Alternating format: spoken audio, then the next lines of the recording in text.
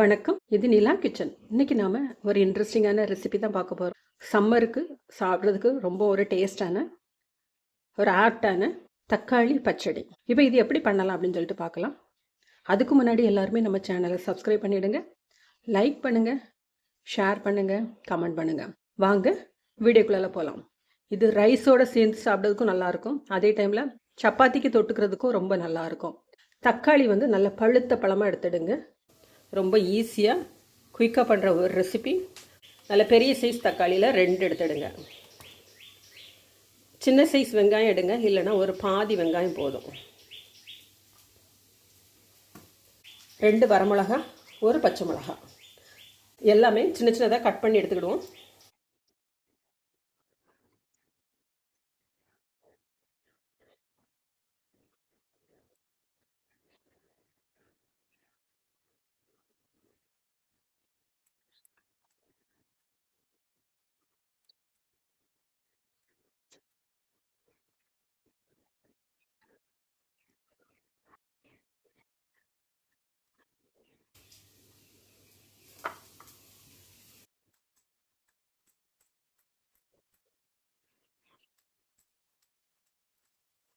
வெங்காயம் நல்லா பொடி பொடியாக கட் பண்ணிக்கிடுங்க.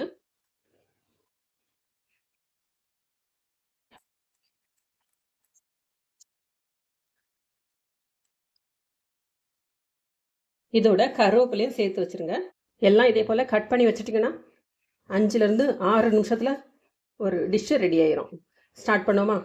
பேன் அடுப்பில் வச்சு எண்ணெய் விட்டுடுங்க. எண்ணெய் சூடானோன்னு தாளிப்புக்காக உளுந்தம்பருப்பு, கடுகு, சீரகம், சின்ன பீஸ் பெருங்காயம், கடுகு சீரகம் நல்லா பொரிச்ச உடனே நறுக்கிற பச்சை மிளகா, வரமிளகா, கருவேப்பிலை, நறுக்கின வெங்காயம், கொஞ்சமாக உப்பு சேர்த்துடலாம். வெங்காயம் நல்லா செவந்து வரணும். ரொம்ப குயிக்காக எனி டைம் நம்ம பண்ணிக்கலாம். இந்த சம்மருக்கு சாப்பிட்றதுக்கு ரொம்ப நல்லாயிருக்கும். ரைஸோடையும் சாப்பிட்டுக்கலாம், சப்பாத்தியோடையும் நல்லாயிருக்கும். எல்லாமே வீட்டில் இருக்கிற இன்க்ரீடியன்ட் தான், சிம்பிள் இன்க்ரீடியன்ட். தக்காளி நல்லா பழுத்த தக்காளி பார்த்து எடுத்துடுங்க. தயிர் எடுக்கச்சுல புளிப்பு இல்லாத தயிரை எடுத்துடுங்க. நல்ல கலர் சேஞ்ச் ஆகி வரணும். இது போல் வெங்காயம் நல்லா சுருள வரட்டும், கலர் சேஞ்ச் ஆகி. இப்போ நம்ம தக்காளி சேர்த்துடலாம்.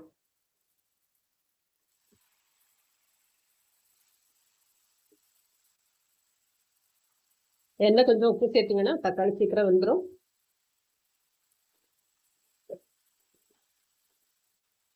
கொஞ்சமாக மஞ்சள் பொடி, நம்ம வரமிளகா போட்டிருக்கோம், பச்சை மிளகா போட்டிருக்கோம். இப்போ ஒரு 1/2 டீஸ்பூன் மிளகா பொடி. உப்பு காரம் எல்லாமே உங்களோட சாய்ஸ் தான். எங்களோட தேவைக்கு நாங்கள் செஞ்சு காமிப்போம். நீங்கள் உங்கள் டேஸ்ட்டுக்கு கூடுதலாகவும் கம்மியாகவும் சேர்த்துடுங்க.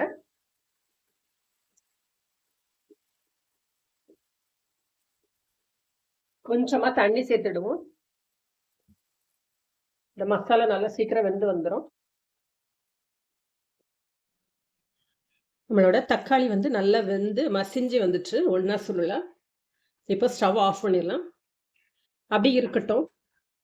நல்ல சூடு ஆறுனதுக்கு அப்புறமா எப்போ நீங்கள் சர்வ் பண்ணுறீங்களோ அந்த டைமில் திக்கான தயிர்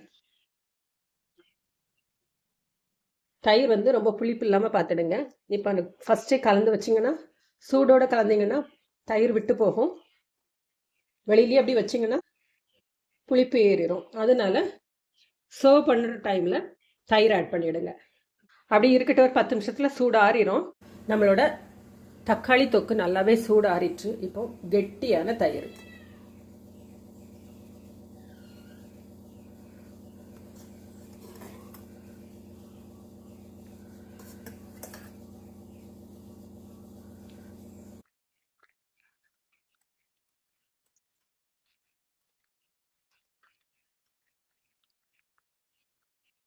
நல்லா கலந்துக்கிடுங்க.